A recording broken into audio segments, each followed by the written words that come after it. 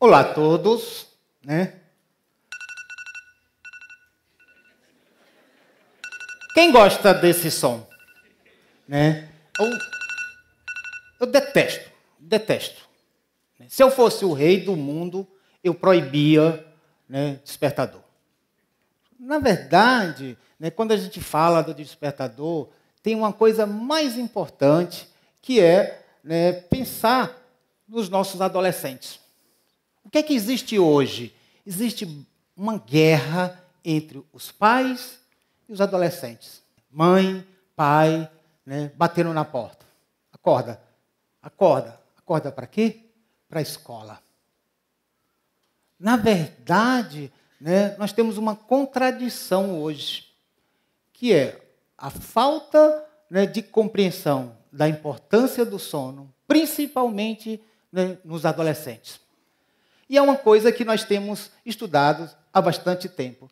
E estudar o sono é possível de várias formas. Uma delas é fazendo um exame que nós chamamos de polissonografia, que aqui está apresentado para vocês.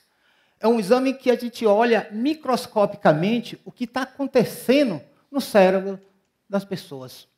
E aí a gente pode, inclusive, identificar, está dormindo, está acordado, que tipo de sono, se está sonhando. Porque quando nós dormimos, ocorrem várias coisas no nosso cérebro. Em algum momento, o cérebro fica tão ativo como a vigília, como se a gente tivesse acordado, que é exatamente naquela fase que nós sonhamos. Mas isso é difícil, porque é um exame complexo, é um exame caro. O que a gente tem feito, né, é utilizado, né, uma outra técnica que se chama actímetro. É um aparelho semelhante a esse que eu estou usando aqui. Então, esse actímetro foi desenvolvido na relação entre a universidade e a empresa. É um actímetro nacional, né? E o que é que esse actímetro faz? Eu tenho um acelerômetro, né? É desenvolvido, né, são dados lá da Universidade Federal do Rio Grande do Norte, aonde, né, eu sou professor e faço pesquisa em neurociência do sono, né? E aí, quando a gente vai olhar, né, como é que se comporta ao longo da nossa vida, a gente vê algo, né, bastante interessante.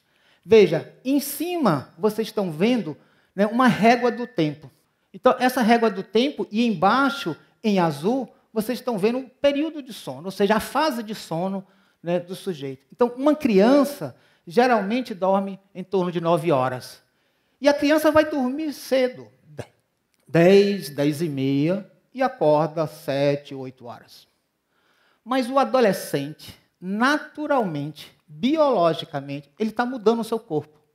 E está mudando, inclusive, aquilo que nós chamamos relógio biológico. O relógio biológico do adolescente muda a locação temporal do sono. Faz com que o sono comece muito mais tarde. Então, é natural um adolescente ficar até altas horas da noite no seu quarto, sem dormir.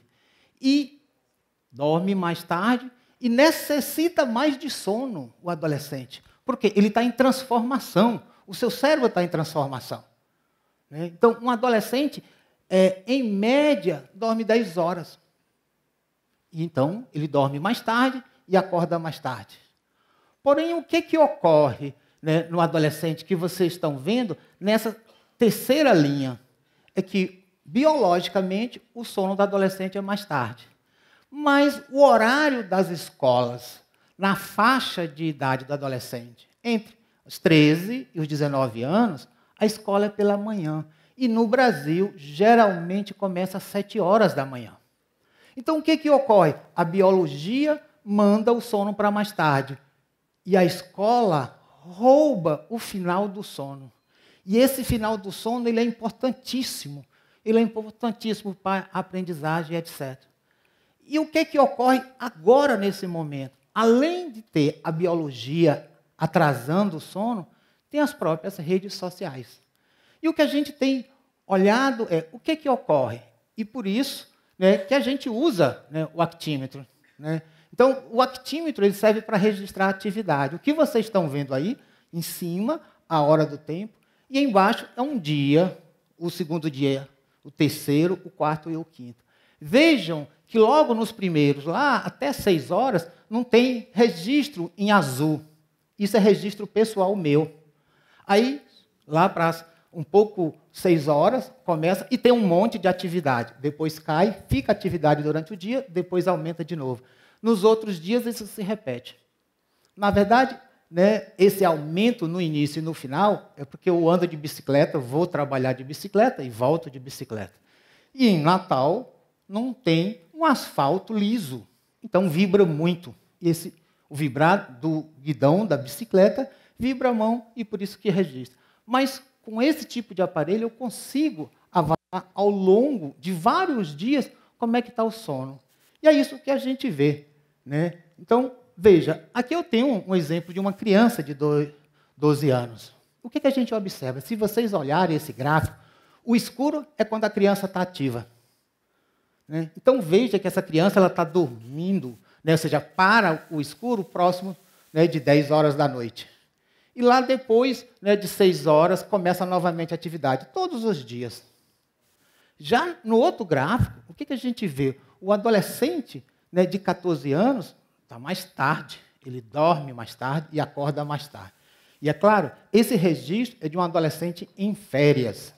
Então, isso é em férias. E este é o registro de um adolescente durante as aulas. Veja que não tem regularidade. É uma bagunça generalizada. Ele não tem horário para dormir. Ele vai dormir tarde, mas tem que acordar muito cedo. Isso faz uma privação de sono. A escola rouba o sono. Na noite seguinte, ele tenta recuperar. E isso gera, né, um padrão de sono totalmente irregular. E o que é que essa irregularidade, né, provoca no adolescente? Primeiro, uma baixa qualidade de sono.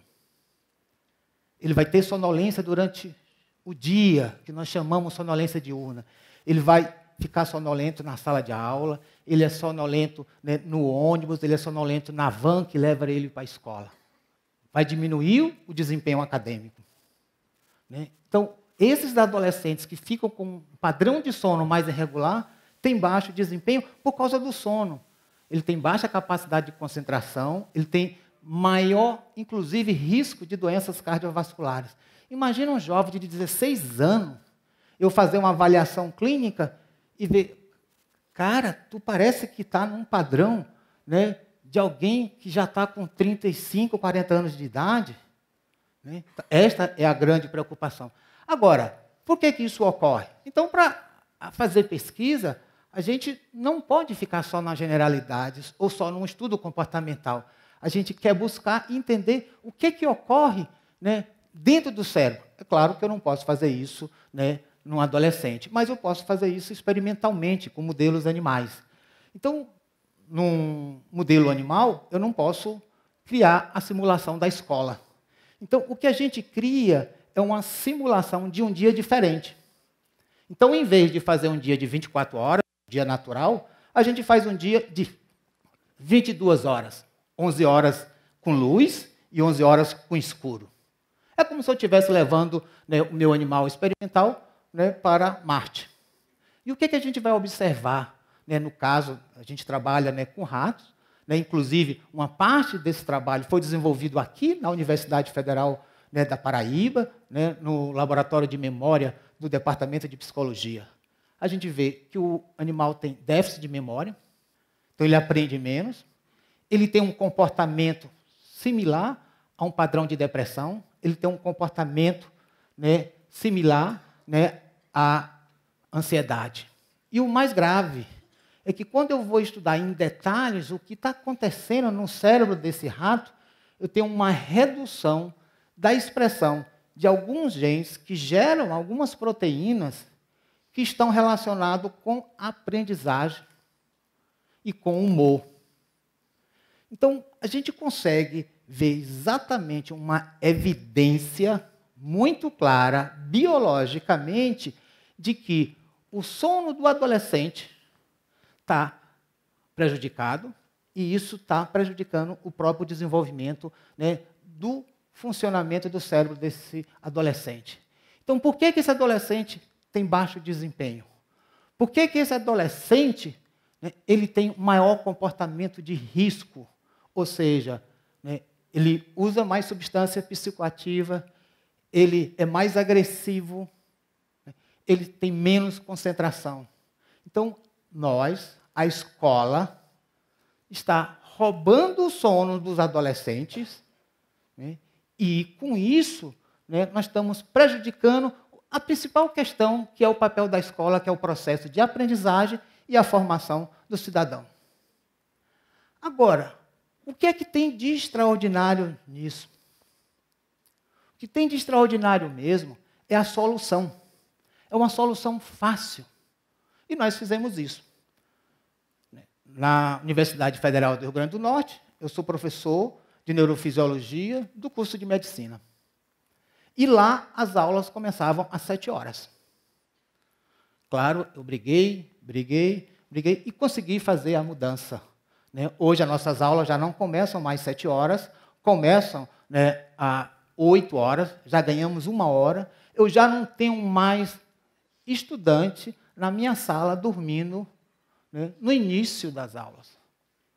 E simplesmente porque eu liberei 1 hora a mais. E é claro, né, o que a gente está, né, colocando é o direito do adolescente dormir. Né? Então, nós estamos nesse movimento no sentido, não dá mais para a gente dizer que o adolescente é preguiçoso. Nós temos que entender que, biologicamente, o adolescente muda, assim como ele, né, as suas características, né, do corpo, muda a voz, né, a grande secreção dos hormônios, mas o sono também muda. E a gente precisa respeitar. E as escolas precisam respeitar. É uma forma da gente acabar com essa guerra entre pais e adolescentes. Então, o direito, né, a dormir dos adolescentes tem que ser garantido. Né? Então, por isso, né, que nós, né, estamos propondo, nós já fizemos o primeiro manifesto pela Associação Brasileira de Sono, para que sugestão para as escolas, organizada junto com os professores, diretores, pais e os próprios estudantes, organizem horários, que a nossa sugestão é que o início das aulas para aqueles que têm idade entre, né, 13 e 19 anos, né, que são a faixa do adolescente, inicie no mínimo às 8h30.